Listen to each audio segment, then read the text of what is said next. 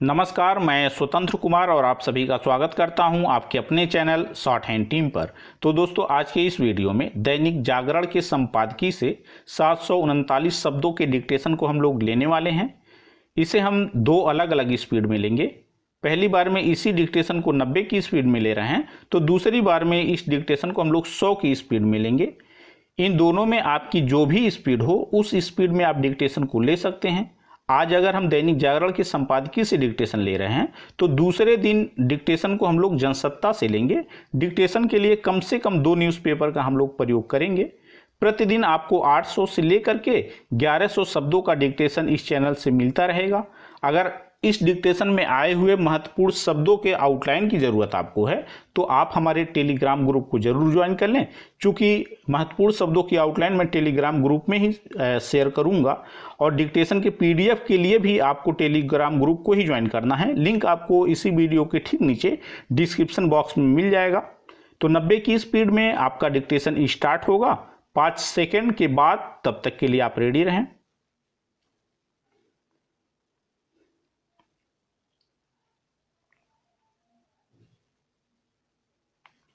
Start. जैसी आशंका थी वैसा ही हुआ। संसद के मानसून सत्र की शुरुआत हंगामे से हुई और हंगामा भी ऐसा कि दोनों सदनों की कार्यवाही स्थगित करनी पड़ी। इसका अंदेशा पहले से था कि विपक्ष हंगामा करेगा, लेकिन यह आभास नहीं था कि वह प्रधानमंत्री को अपने नए मंत्रियों का परिचय कराने का भी अवसर नहीं देगा। विपक्ष की ओर से उठाए गए मुद्दों की महत्ता से इनकार नहीं, लेकिन प्रधानमंत्री को अपने मंत्रियों को सदन से परिचित कराने का अवसर दिया जाना चाहिए था, क्योंकि यह एक परंपरा है और संसद को अपनी परंपराओं के पालन के प्रति प्रतिबद्ध रहना चाहिए।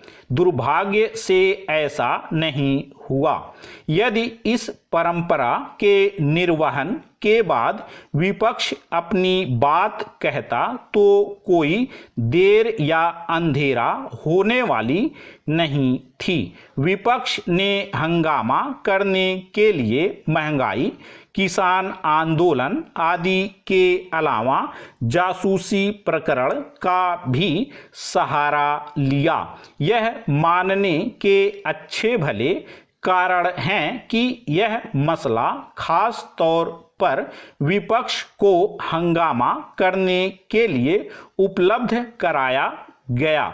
इसकी सुगबुगाहट 2-3 दिनों से जारी थी कि संसद का मानसून सत्र शुरू होते ही मीडिया के एक हिस्से में ऐसा कुछ आएगा जिससे विपक्ष को हंगामा करने में आसानी होगी। अंततः ऐसा ही हुआ। इस आशय की खबरें आईं कि NSO नामक एक इजरायली कंपनी के पेगासस स्पाईवेयर के जरिए कुछ चुनिंदा लोगों की जासूसी की कोशिश की गई। पैरा। हालांकि खबरें यही कहती हैं कि पेगासस के जरिए जासूसी करने की कोशिश की गई और यह स्पष्ट नहीं कि इसमें सफलता मिली या नहीं, लेकिन विपक्ष अपनी सुविधा के लिए इसी निष्कर्ष पर पहुंचा कि चुनिंदा लोगों के मोबाइल फोन की जानकारी हासिल की गई अथवा उनकी बातें गोपनीय रूप से सुनी गईं। बेहतर हो कि इस मामले को उछालने वाले पहले इस बारे में सुनिश्चित हो लें कि जासूसी की गई या नहीं। इसकी अनदेखी नहीं की जा सकती कि सरकार के साथ संबंधित इजरायली कंपनी ने भी इससे इनकार किया है कि पेगासस के जरिए भारत समेत अन्य देशों के खास लोगों की जासूसी की गई। यह मामला कुछ इसी रूप में पहले भी सामने आ चुका है और तब भी किसी नतीजे पर नहीं पहुंचा जा सका था। कहीं इस मामले को सिर्फ सनसनी पैदा करने के लिए ही तो नए सिरे से नहीं उछाला गया। वस्तु स्थिति जो भी हो, विपक्ष के लिए यह तय करना आवश्यक है कि वह अपने मसलों पर संसद में चर्चा करना चाहता है या फिर हंगामा। निसंदेह यदि हंगामा होगा तो संसद में सरकार के जरूरी कामों में अड़ंगा लगेगा और ऐसा होने का मतलब है देश का जानबूझकर नुकसान किया जाना। क्या विपक्ष यही चाहता है? पैरा, किसी भी व्यक्ति का परिधान उसके पूरे व्यक्तित्व का द्योतक तो होता ही है, लेकिन यह ड्रेस यदि संस्थागत रूप से तय की जाती है तो पहचान भी बन जाती है। इसी नज़रिए से पुलिस और ट्रैफिक विभाग की यूनिफॉर्म भी अलग अलग हैं और अधिकारी एवं कर्मचारी दोनों के लिए पहनना अनिवार्य है। अधिवक्ताओं का काला कोट और डॉक्टरों का सफ़ेद कोट भी उनकी पहचान सुनिश्चित कर देता है। ऐसे में उत्तर प्रदेश विधानसभा सचिवालय ने कर्मचारियों के लिए गरिमामय परिधान की अपेक्षा की है तो इसके पीछे निहित भावना को समझने की जरूरत है। निश्चित रूप से इसके पीछे यही उद्देश्य है कि उत्तर प्रदेश सचिवालय में कर्मचारियों की भीड़ में सदन के कर्मी अलग और विशिष्ट दिखाई दें। विधानसभा अध्यक्ष ने कर्मचारियों से जींस टी शर्ट जैसे परिधान न पहनने की अपेक्षा इसलिए भी की है ताकि कर्मियों में अनुशासन की प्रवृत्ति जागे।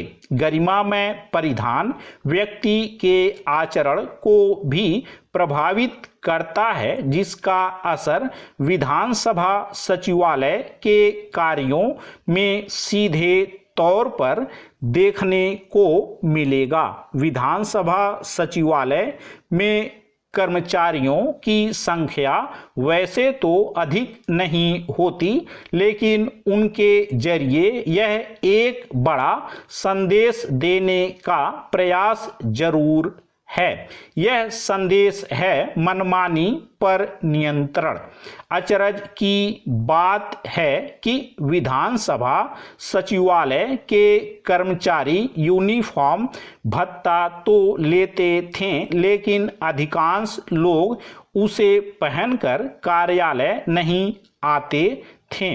उन पर नकेल कसे जाने के बाद सरकार से अन्य मदों में भत्ता लेकर मनमानी करने वाले कार्मिकों पर भी अंकुश लगाया जा सकेगा। प्रतिक्रियावादी सरकार के इस फैसले की आलोचना भी कर सकते हैं, जैसे कि पहले भी ड्रेस कोड के फैसलों पर होता रहा है, लेकिन यह निर्णय इसलिए भिन्न है क्योंकि इसके निहितार्थ कार्य में संस्कृति और संस्कार विकसित करने से जुड़े हुए हैं। थानों में भी एक शीशा सिर्फ इसलिए लगाया जाता है कि पुलिसकर्मी वर्दी को समय समय पर चेक करते रहें। स्टॉप।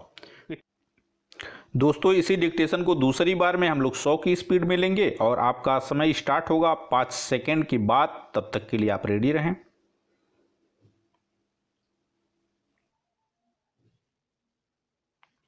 स्टार्ट। जैसी आशंका थी वैसा ही हुआ। संसद के मानसून सत्र की शुरुआत हंगामे से हुई और हंगामा भी ऐसा कि दोनों सदनों की कार्यवाही स्थगित करनी पड़ी। इसका अंदेशा पहले से था कि विपक्ष हंगामा करेगा, लेकिन यह आभास नहीं था कि वह प्रधानमंत्री को अपने नए मंत्रियों का परिचय कराने का भी अवसर नहीं देगा। विपक्ष की ओर से उठाए गए मुद्दों की महत्ता से इनकार नहीं, लेकिन प्रधानमंत्री को अपने मंत्रियों को सदन से परिचित कराने का अवसर दिया जाना चाहिए था, क्योंकि यह एक परंपरा है और संसद को अपनी परंपराओं के पालन के प्रति प्रतिबद्ध रहना चाहिए। दुर्भाग्य से ऐसा नहीं हुआ।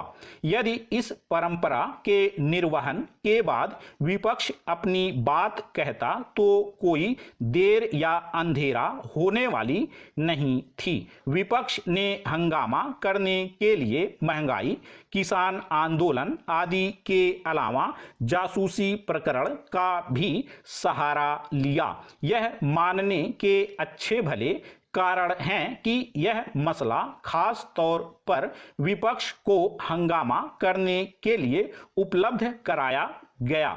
इसकी सुगबुगाहट 2-3 दिनों से जारी थी कि संसद का मानसून सत्र शुरू होते ही मीडिया के एक हिस्से में ऐसा कुछ आएगा जिससे विपक्ष को हंगामा करने में आसानी होगी। अंततः ऐसा ही हुआ। इस आशय की खबरें आईं कि NSO नामक एक इजरायली कंपनी के पेगासस स्पाईवेयर के जरिए कुछ चुनिंदा लोगों की जासूसी की कोशिश की गई। पैरा। हालांकि खबरें यही कहती हैं कि पेगासस के जरिए जासूसी करने की कोशिश की गई और यह स्पष्ट नहीं कि इसमें सफलता मिली या नहीं, लेकिन विपक्ष अपनी सुविधा के लिए इसी निष्कर्ष पर पहुंचा कि चुनिंदा लोगों के मोबाइल फोन की जानकारी हासिल की गई अथवा उनकी बातें गोपनीय रूप से सुनी गईं। बेहतर हो कि इस मामले को उछालने वाले पहले इस बारे में सुनिश्चित हो लें कि जासूसी की गई या नहीं।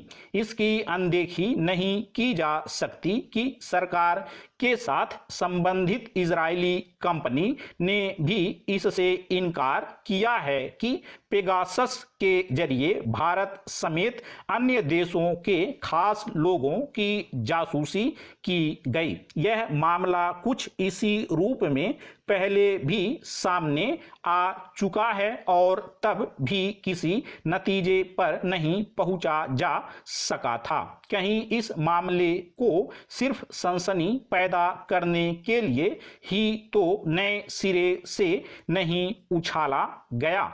वस्तु स्थिति जो भी हो, विपक्ष के लिए यह तय करना आवश्यक है कि वह अपने मसलों पर संसद में चर्चा करना चाहता है या फिर हंगामा। निसंदेह यदि हंगामा होगा तो संसद में सरकार के जरूरी कामों में अड़ंगा लगेगा और ऐसा होने का मतलब है देश का जानबूझकर नुकसान किया जाना। क्या विपक्ष यही चाहता है? पैरा। किसी भी व्यक्ति का परिधान उसके पूरे व्यक्तित्व का द्योतक तो होता ही है, लेकिन यह ड्रेस यदि संस्थागत रूप से तय की जाती है तो पहचान भी बन जाती है। इसी नजरिए से पुलिस और ट्रैफिक विभाग की यूनिफॉर्म भी अलग अलग हैं और अधिकारी एवं कर्मचारी दोनों के लिए पहनना अनिवार्य है। अधिवक्ताओं का काला कोट और डॉक्टरों का सफेद कोट भी उनकी पहचान सुनिश्चित कर देता है। ऐसे में उत्तर प्रदेश विधानसभा सचिवालय ने कर्मचारियों के लिए गरिमामय परिधान की अपेक्षा की है, तो इसके पीछे निहित भावना को समझने की जरूरत है।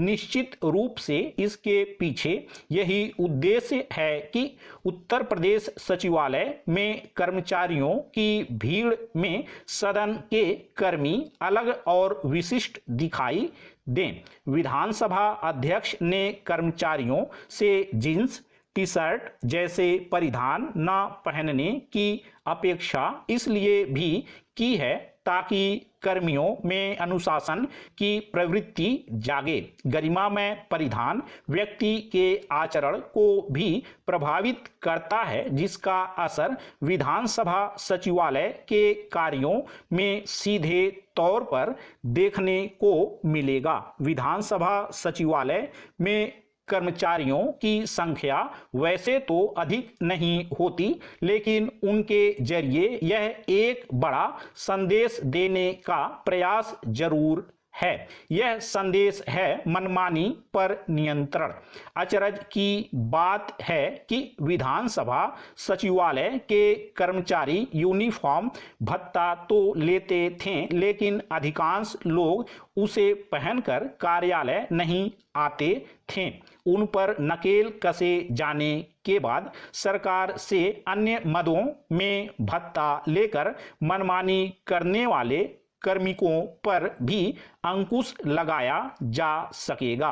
प्रतिक्रियावादी सरकार के इस फैसले की आलोचना भी कर सकते हैं, जैसे कि पहले भी ड्रेस कोड के फैसलों पर होता रहा है, लेकिन यह निर्णय इसलिए भिन्न है क्योंकि इसके निहितार्थ कार्य में संस्कृति और संस्कार विकसित करने से जुड़े हुए हैं। थानों में भी एक शीशा सिर्फ इसलिए लगाया जाता है कि पुलिसकर्मी वर्दी को समय समय पर चेक करते रहें।